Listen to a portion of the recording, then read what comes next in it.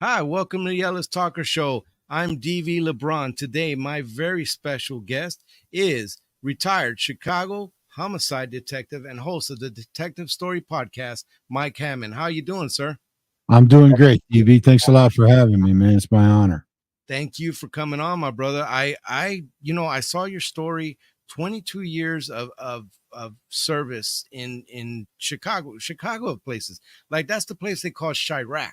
I mean, you're working, and not only that, but you decide you want to work homicide, which is just, I mean, it's crazy. So, can you go ahead and kind of just introduce yourself and tell them about you? Sure. Yeah, thank you. Yeah, again, my name is Mike Hammond. I actually grew up in kind of southwestern Indiana, but I had family in Chicago, spent a lot of time up here, and went to college at Indiana State. Larry Bird had just left, so he wasn't there when I was there, but I graduated from Indiana State, came to Chicago, and eventually got in Chicago Police Department. I kind of always had a dream to be a homicide detective. I read that book right back there that I keep, Truman Capote's In Cold Blood, when I was in high school, and something about it clicked in me, and I kind of realized that a department as big as Chicago was my best chance, and I got really lucky. They gave the first detectives exam they'd given in 15 years when I had about 6 years on the job, and I studied like crazy, studied harder than I did in 4 years of college and all my years in high school and elementary. And I made the first class. And then the last 16 years of my career as homicide detective on the West Side, which is busy. It was a good career. I'm proud of it. I'm glad to be done. But yeah, it was a lot of work. You know, there was never, we were never any downtime on the Yeah, West Side. never a dull moment, I imagine. And, No. and you know, it's a big accomplishment to be able to get a detective on that force. You would think, well, probably now it's a little more. You could probably get in there a little bit, but back in the day, just like New York, there were generations that were working in those departments. Yeah. Father, son, cousin, family. It was that kind of thing, and so those detective spots were hard to get into, and you got into it. So congratulations, that's a big one. Thank you very much. I appreciate that. I So do. I wanted to have you on the show to kind of talk crime, and I enjoy these true crime podcasts a lot. There's a local one, the True Crime Broads, that out of this area here in Texas, and they Yeah. have a podcast that they do and interview. They started out of the murder of Missy Beavers. That's the local one that happened here or in this Mhm. area in Midlothian, Texas. She Okay. was murdered at the church when one morning she was at the church by herself, and this person, well, I don't know if it's a guy or girl, walks in with helmet on, vest and everything, and kills her. It's an Yeah. unsolved case. Ah, Unfortunately, there was interstates and it's right off of a freeway, and so there was a lot of exit points yeah. that went anywhere. So it was a big thing that Midlothian PD has dealt with trying to figure out that case. But that the way that they've looked at every angle of this case always interesting. So Yeah. in your years of homicide, in your years of doing this, um, what is the common theme that you ran into that led to this? The only thing I understand of it is, like, I've watched a lot of First 48. Obviously that's not what you were doing, but it was kind of there. So Mm. kind of tell me what was the common theme and common pattern in these things? Well, there's a variety of. It's amazing to me the way that people find to hurt and kill each other. It's just never ending. It seems, but um, in Chicago, we're infamous for our violence, right? But most of that violence is kind of gain control over narcotics sales. Basically, there is a lot of open air drug markets in the city of Chicago, and that make a lot of money. So the kind of the competition for that money leads to the bulk of our violence. And so that was a lot of the murders that we worked on. We did have other murders, like the domestic type murders are always there, where the victim knows their killer and it's over some squabble, domestic or domestic violence related. What's more unusual, kind of sounds like what you're talking about, is what we'd call the stranger danger murders or the whodunits. And, we'd have those, and those are a challenge. I mean, those are a challenge. My latest podcast, I talk about a case that was exactly that and how we went about solving it. And it's tough and it's arduous. And in that case, we were lucky we had DNA evidence, but we didn't have a DNA match. So the killer wasn't in the system. So we had to use like phone records, and just took us years to track this guy down. We eventually did, and he was convicted. He actually died in prison last year. But yeah, I mean, it's a lot of work. It's a lot of detail work. You got to look for connections. Sometimes there is no connection. Sometimes it's a one-off. That's why the serial killers are a strange thing in that they make up a lot of the psyche of America, right? Serial killers, because movies and TV. In actuality, they don't make up that percentage wise that many murders, but it makes for good stories in that. But the reason that they often they can get up these high numbers of victims is it is very difficult when it's a one-off, when there's no pattern, where they don't, if they're not leaving evidence behind like DNA. It's just a lot of grinding intuitive work to try and figure out who they were. And that's why they make interesting books and films and things. Did uh you have so to with any? Like, did you have to investigate a serial killer murder during your time? I didn't have any serial killers per se. I worked with guys who did have some serial killer cases. I'm actually helping look now at a case where we've got a series of prostitutes that were murdered. It's tough to say they weren't all prostitutes, but there's a common thing. They were poor and disassociated from their families, and that may be connected. Trying to figure that out, but certainly they're not all connected. But some of them might be.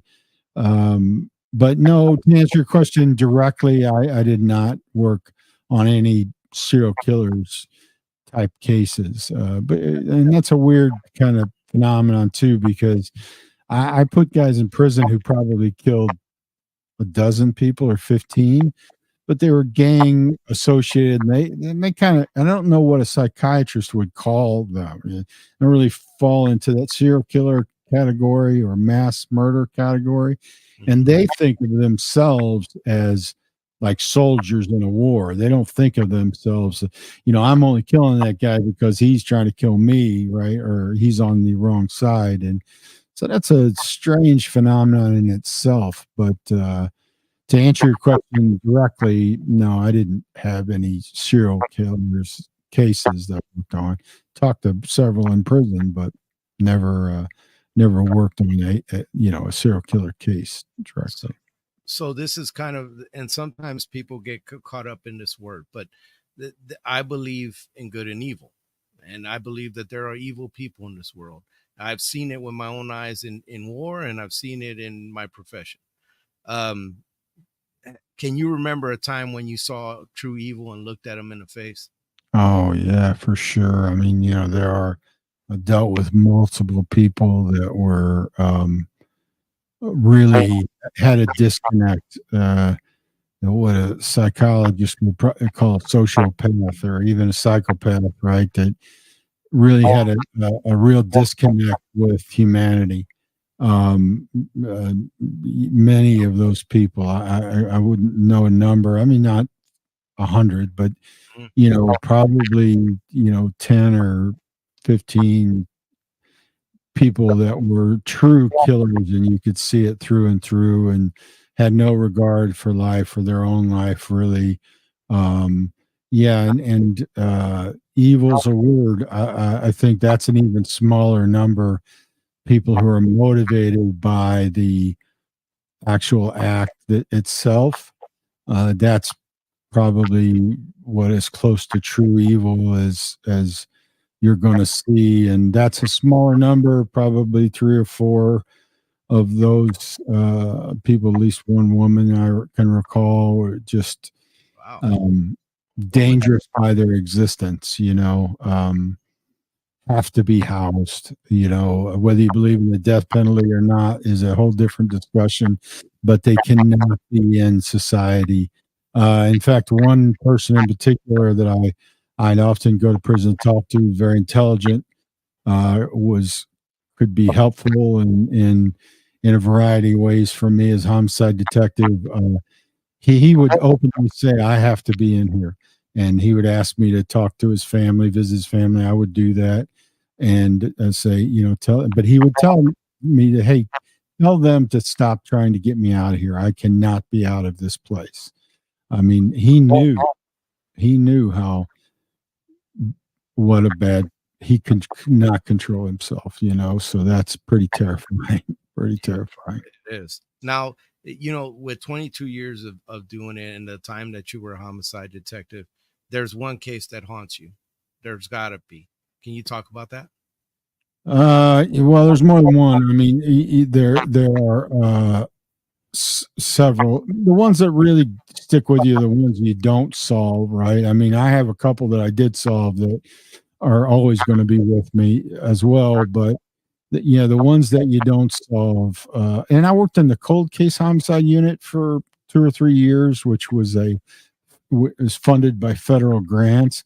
So I had the opportunity to look at cases that were 40, 50, 60 years old. And that, I'll tell you, that's a tough gig because you start to understand when you do that you're talking to their families who are still alive and friends, and it never goes away. And that's pretty haunting. Those cases don't leave you. I mean, even though you didn't have this, one of them, I was 9 years old when the girl was killed, and that I still want that case solved because it just the brutality of it doesn't leave you. And I talked to a couple of people who might be suspects in that, and I just ran out of time, but yeah, again, I did a podcast about that one because I'm like, I just don't want her name forgotten.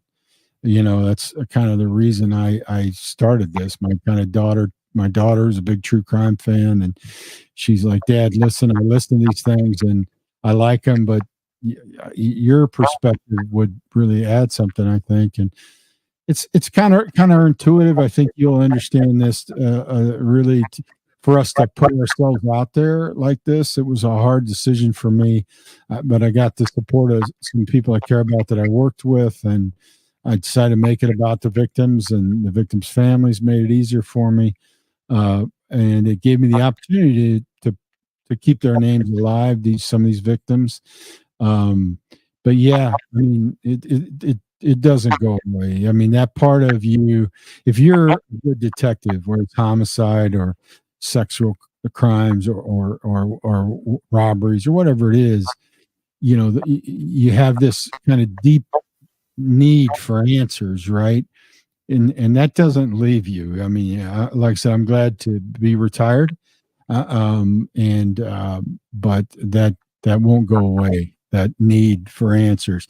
So I protect myself from watching the news or somebody asks me, "Hey, I watched this great movie about this serial killer." I will watch them, but I have to make sure I'm in the right frame of mind. You Yeah. know what I mean? Because I'll catch myself especially if it's a like documentary, like taking notes in my head and thinking, yeah, this probably could be solved. I think if we maybe looked at this and like that's That is the truth. Now, I see, I can see that, and I understand that mindset. But like, what would you say is a measure of a good detective, a good homicide detective, from what you've seen in those 22 years?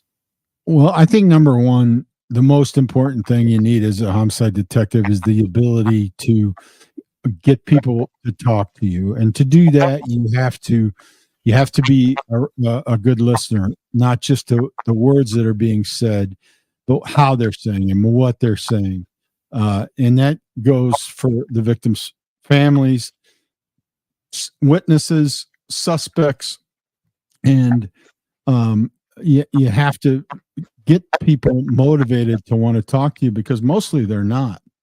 Mostly our systems demotivate them to want to be involved, right? So you got to find ways to get them to talk to you. It's very little like Sherlock Holmes things where you're like Shazam, it's elementary. I put it together. It rarely works like that. It is more about making sure the evidence is secured and figuring out kind of the story of what happened, and then getting people to talk to you and motivating people to talk to you. And as we were talking pre-show, that's why I often would go to prisons and talk to people, because I realized that it's a good source of information. A good, not always what I wanted to hear, like who killed this person.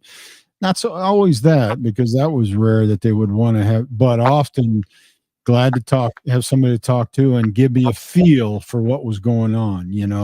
Nah, you're off, man. That's not the way it works. It works like this.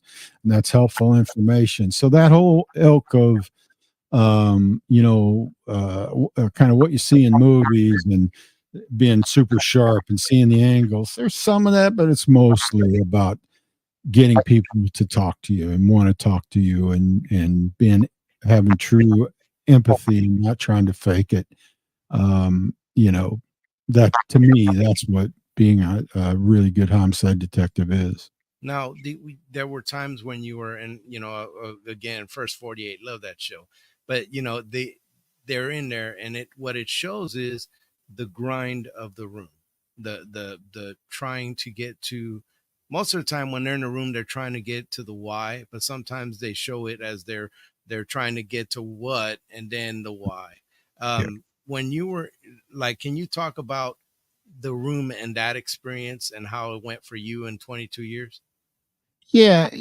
So I think, the first 48 gives you, I've seen a few of them. I've had some, I got actually asked to do that show when I was in Cold Case, which is kind of funny that I'm doing a podcast now, because back then I was like, yeah, no, I'm not doing it. I'm not going on TV. I would only do interviews with like reporters if I was ordered to do so by my superiors, which would happen sometimes. But to me, like, there was no advantage in doing any of that. But that's not to throw shade at the detectives that do it. I think it's great. I mean, I think giving people a view of that world is important, because I don't like the perception that we go in and beat people into telling, I don't know what people believe, but you're not going to beat somebody into confessing to a murder, or getting you to tell you anything. It just doesn't work like that.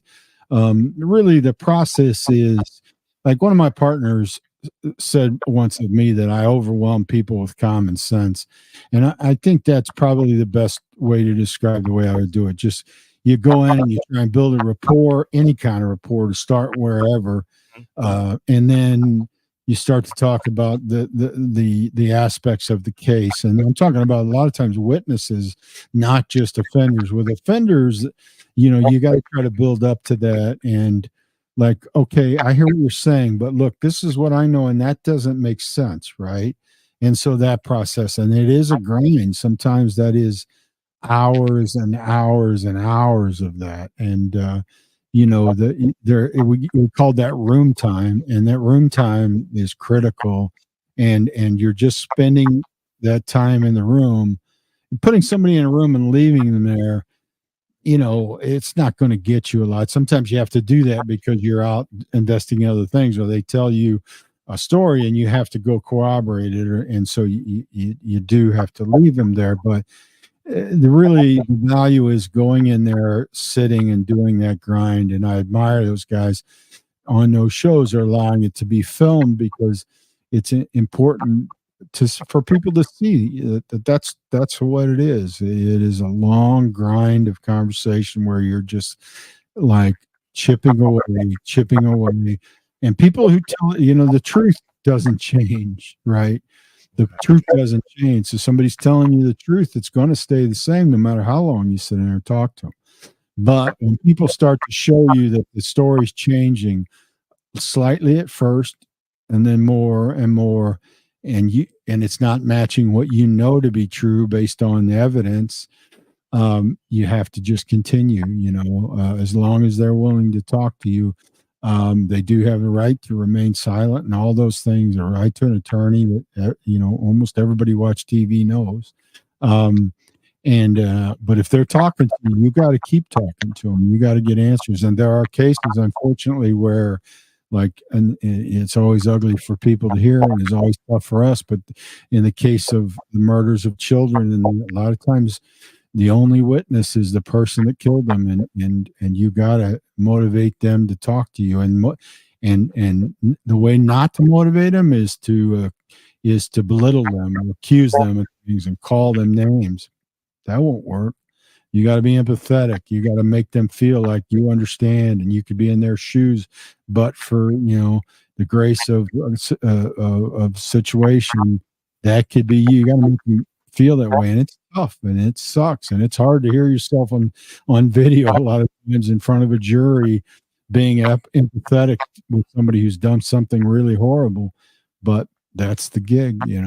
I've seen that where they, hey, look, I understand it. There was times when I got angry and I wanted to, and I understand that position. I see them saying that. I'm like, what?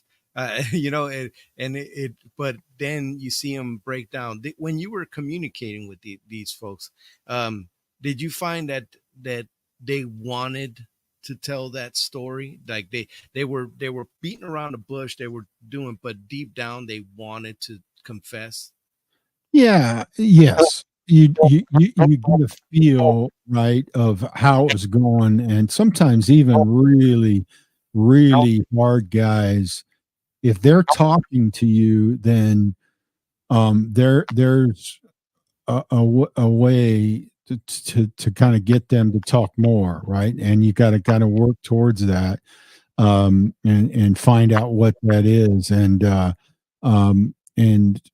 with like the cases that we talked about earlier, those type of cases, you start to get a feel like, okay, this is going downhill now a little bit. Like they're wanting to talk about this, so I got to keep them motivated, keep them on task, and keep them.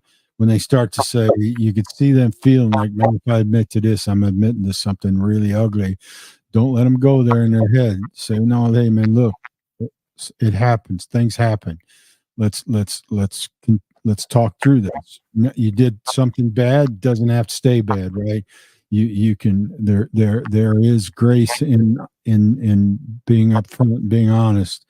And of course, defense attorneys out there will be saying, yeah, well, right, of course you're going to do that. That's the gig. It is the gig. And also you kind of have to believe that whatever grace is left has to be found in in admitting what you've done wrong and moving forward, whether that's a religious thing, and for a lot of people it is, or whether it's just a humanity thing.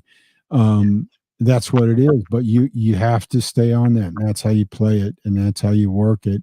And look, it sounds like I'm running a game here, and sometimes you are running a game, but also sometimes you are giving people that opportunity to return to some sort of humanity again in their head. Um and that's what you're doing, is trying to get to that place. I love that. I love that you said the return to humanity. And I mean, it's kind of, and I don't have a better word for it, but it's kind of like it's an experience. I could imagine that that's an experience. I've only had it a couple of times in my career where you saw the body language shift when Yeah. when that humanity was coming back, and you saw something.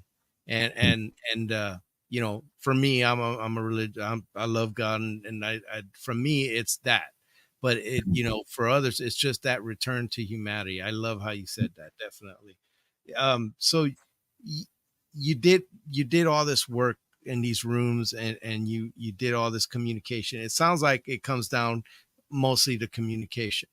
But what I've seen too, and this is kind of a little bit of a different thing, was I've seen and these statistics about murders. Now everybody thinks that you shoot somebody, you're going to prison, that's it, it's over. And for the most part, it is. But it was surprising to me how many homicides do not get solved in the U.S. The rate of solving homicides. Is this a situation where it is maybe are the cops getting worse at the job? Is the technology getting different, or is this just part of the way this works? That these cases, the percentage of not getting solved is kind of high. Yeah, I think that right. That's a really good question, and I think that the answer to that is kind of multi-layered. I a lot of our clearance rate in Chicago, there were times I think in the 50s and 60s, in the 70s, where the clearance rate was nearly 100% or 90%. And that may be true nationwide, but the nature of the murders were different.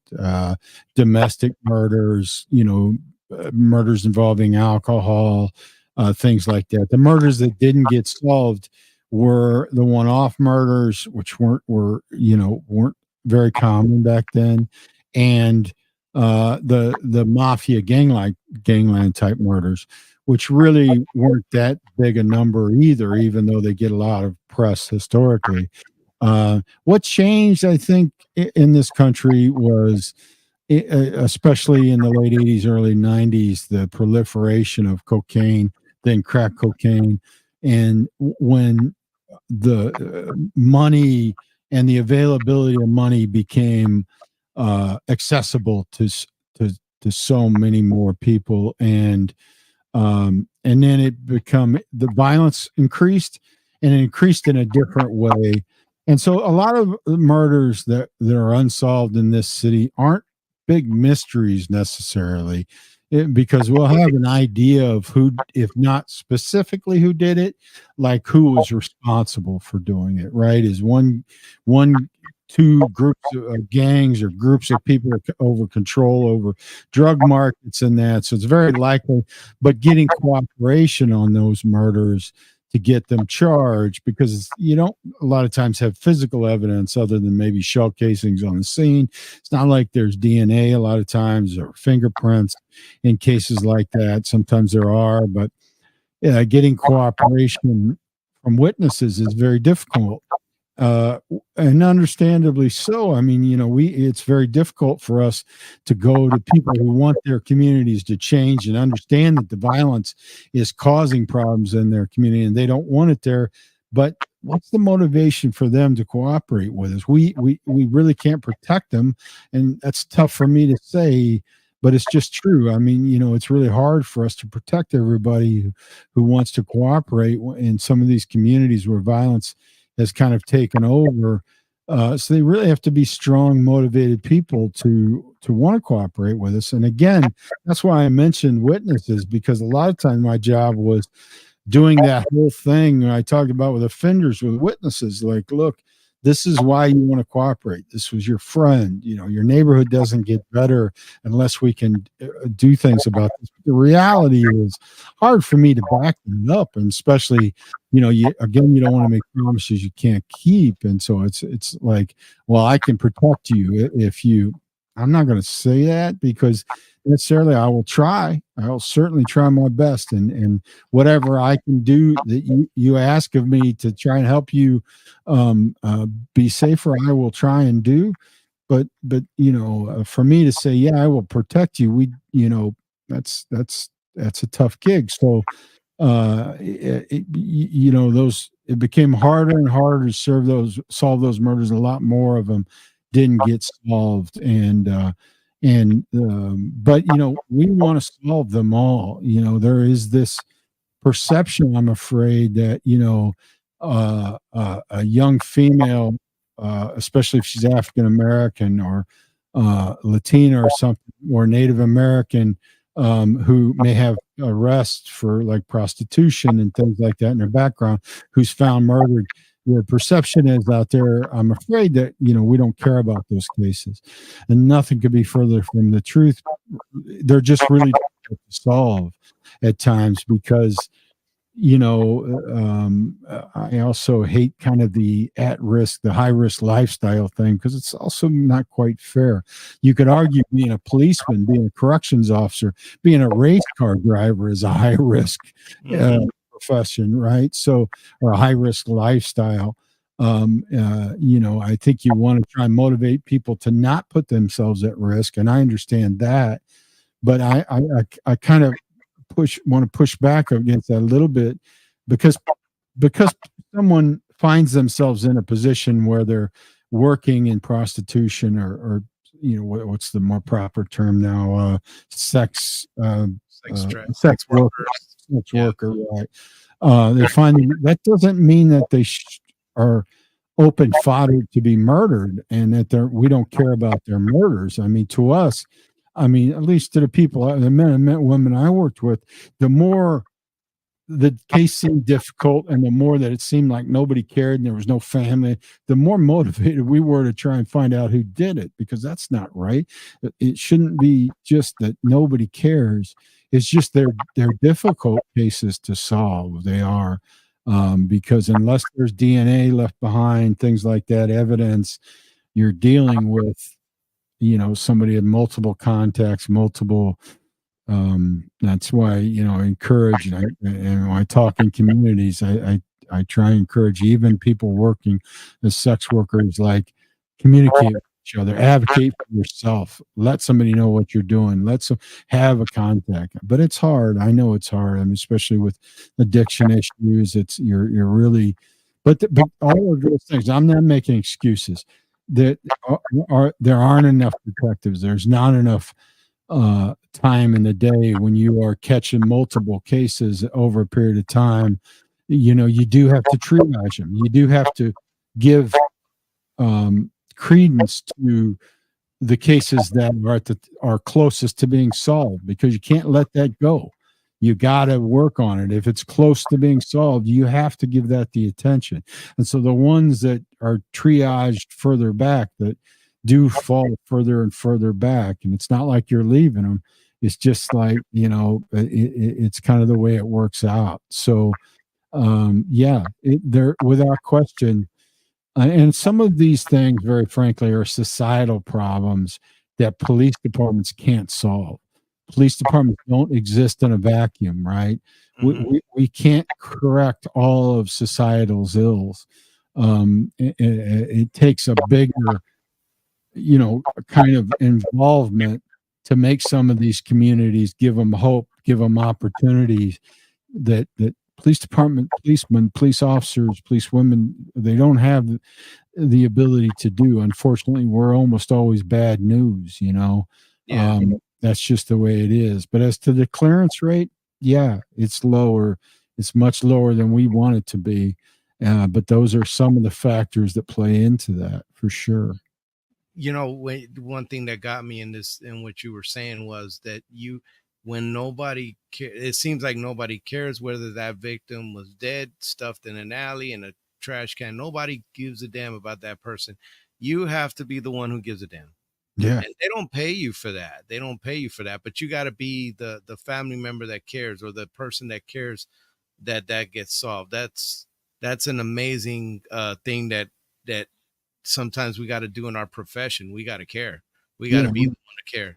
And How that about, if you don't, if that doesn't motivate you, I really, I don't know what you're doing.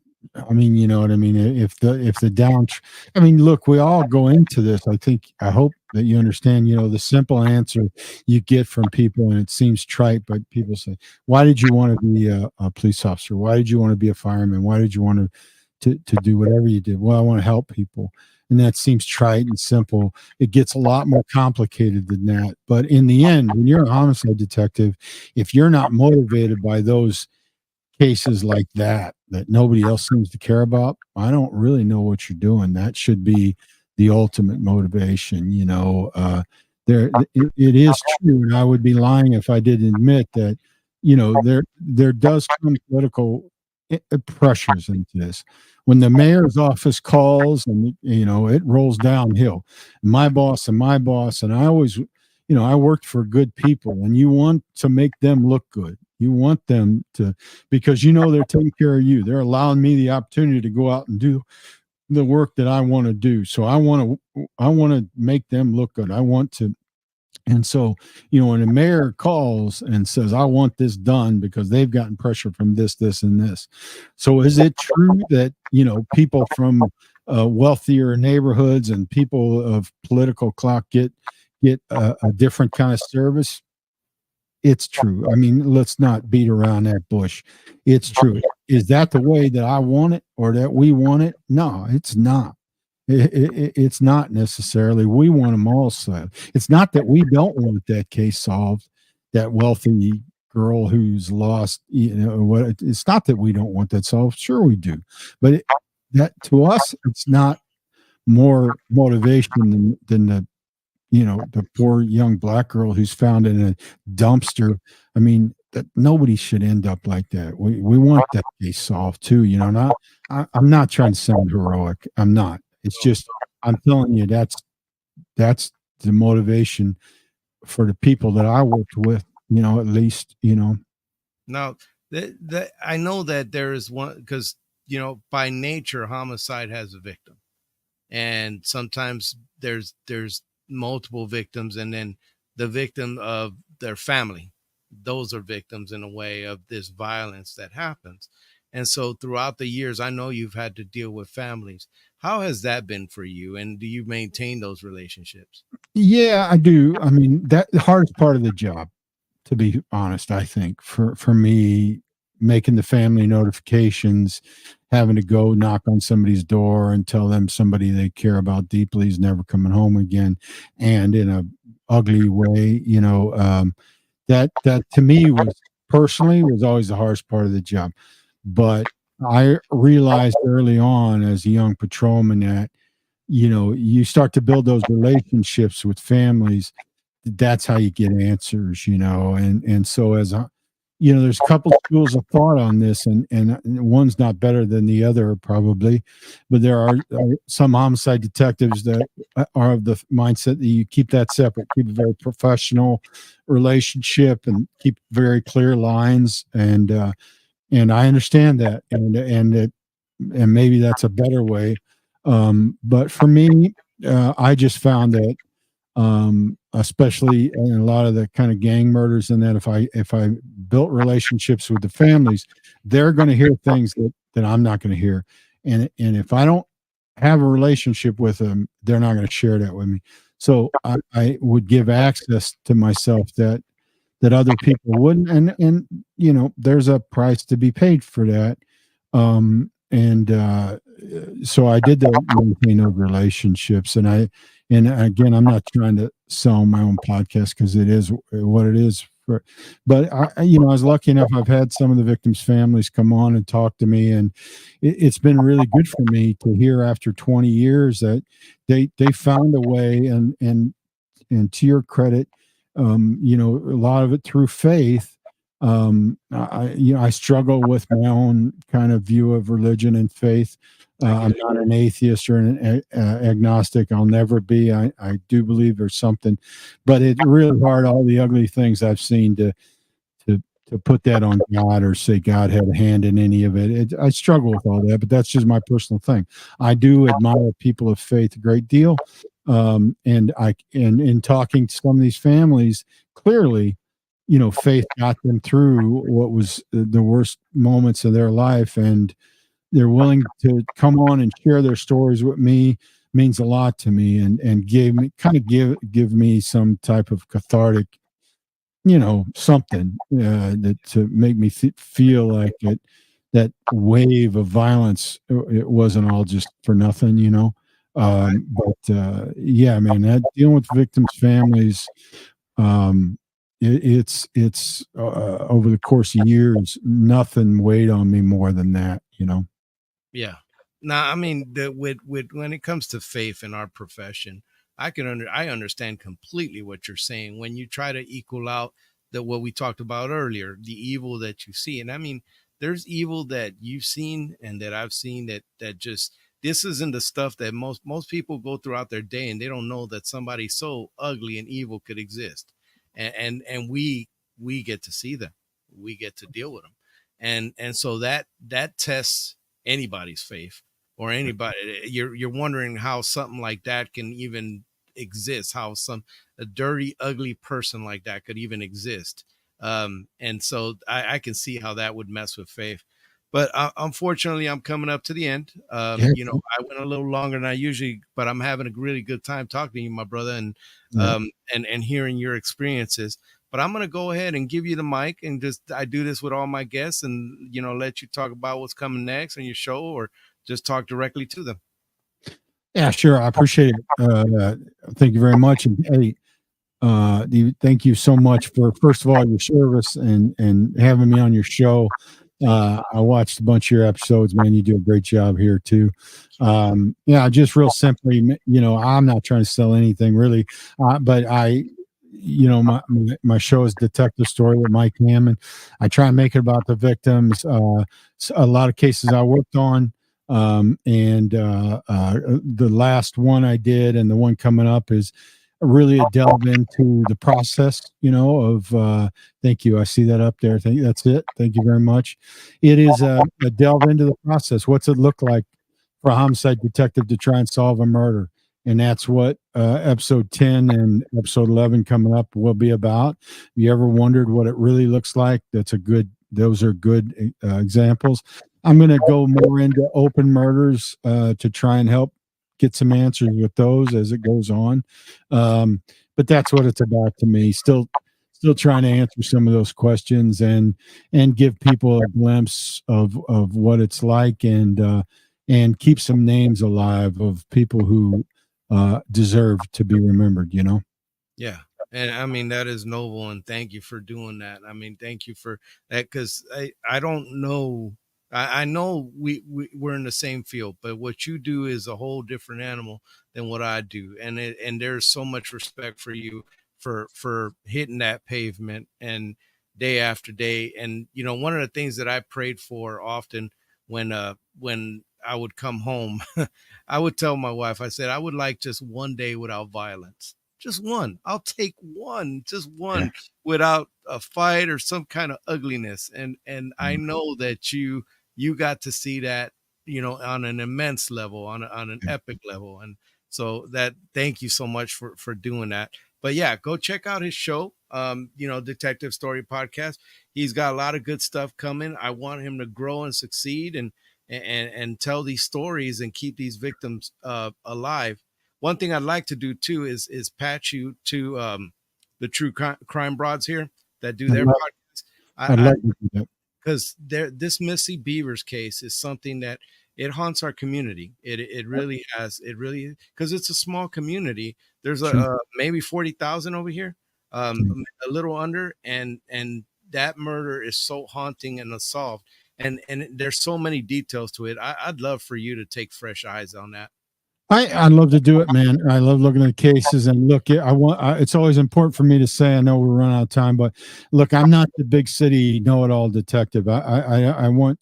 I worked when I was in cold case. I worked, traveled kind of all over this country, and met a lot of good people. I know every department has great detectives, and I never want anybody to think that I'm the guy coming in who is, the big city detective. But I enjoy looking at those type of cases, and always I want no credit. I want no. I just, but if I can help solve a murder anytime, anywhere, I'm down for that for sure. And I would just love to meet the women doing that podcast because it fascinates me. I'm new at this, and I think it's great that the work that they're doing. So Keep pushing. I've been doing this for 4 years, and it's a labor. It really is. But I enjoy it, and I love my community, and this is kind of how I serve. But keep pushing it, man. It's all about effort, and you keep going, and other people come and go, but you got to keep going. I'm yeah, again, thank you so much for coming on the show. Can you stick around real quick? you got it. Sure, Thank my pleasure.